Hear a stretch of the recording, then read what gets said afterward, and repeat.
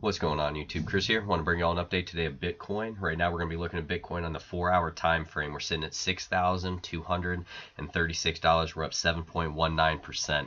And the main thing that I wanted to point out to you guys is we're working in this channel now. What we want to see hold is $5,700. You can see this area right here. And what we've been doing since we had our climax dump to the downside, we have been putting in these higher lows. So we want that to continue. And what you see is we've had this little symmetrical triangle drawn, and we actually broke to the upside of that. And that was enough to drive us all the way up to around that $7,000 area.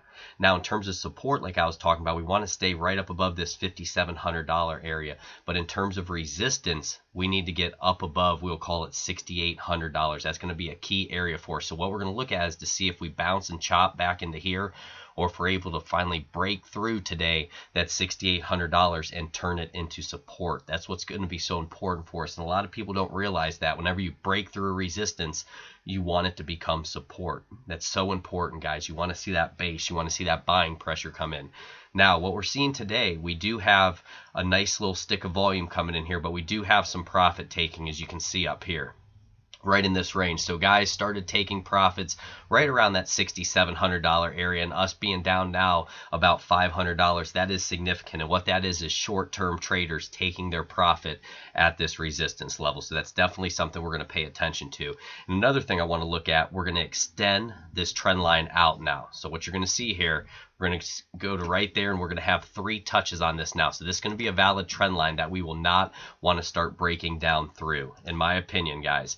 And what I also like, though, is the fact that we got this bounce or this higher low off this previous resistance, right? So we broke up through, as you can see here, we came back down, we found resistance there, or found support there, but that was also off that 4-hour 50 moving average, which was an important area for us to defend.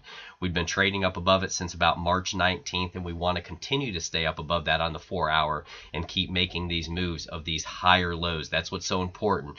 Guys, the higher highs, they can be choppy, but in terms of watching for that trend, you want these higher lows to continue on. That's going to be extremely important for us. So that's on the 4-hour time frame. What I wanted to do is actually zoom in a little bit more next and go to the 1-hour time frame. And don't forget, guys, smash that like button, subscribe, hit that notification bell if you get some from this channel. Like I said, guys, I'm not the guru here. I don't have a crystal ball for you, but I go off technicals. Technicals have worked very well for me in terms of trading, and I want to share that with you all the best that I can. So what we're seeing here on the 1-hour time frame now is we're up above this 50 moving average on the 1-hour time frame, and we're up above this 200. So that is important that we continue to hold them as support. We don't want to start dropping back below that. You can see this long wick here, so that's where the profit was being taken.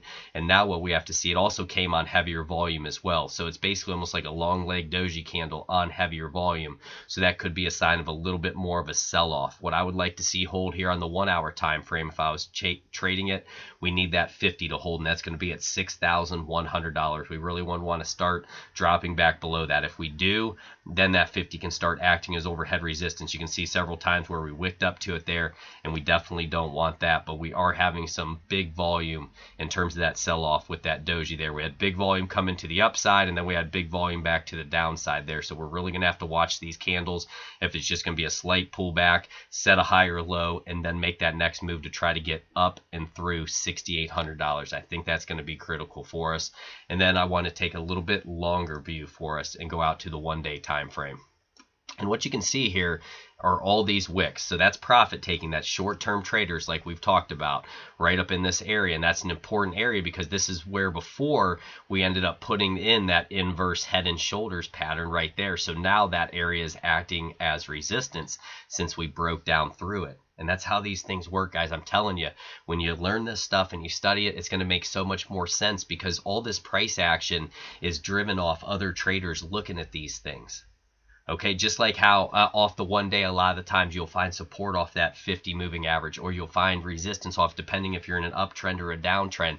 But it's because guys like me, or actually bigger traders obviously, but guys like me who understand some technical analysis, they're looking at these charts and they're saying, okay, I'm seeing a bullish candlestick reversal pattern with a higher low off the 50 in an uptrend, I'm going to go long there. And that's why you see that, and vice versa. Okay, we're getting a death cross coming to the downside now. That's something that we have to pay attention to because they can be significant. You know, sometimes guys, when you just move sideways and you're having these 50s and the 200s cross back and forth, it's not as significant as when they're actually starting to point down and you're starting to get that downward pressure, or when you're starting to get that upwards pressure, depending on which way you're looking at the trend or what's going on in the chart. But it's so important to pay attention to these technicals. Another technical I wanted to look at here, along with this trend line, guys, really pay close attention to that trend line. I wanted to look at our Fibonacci. So a lot of the times after we have a massive fall, we'll actually get a bounce back to that 0.618.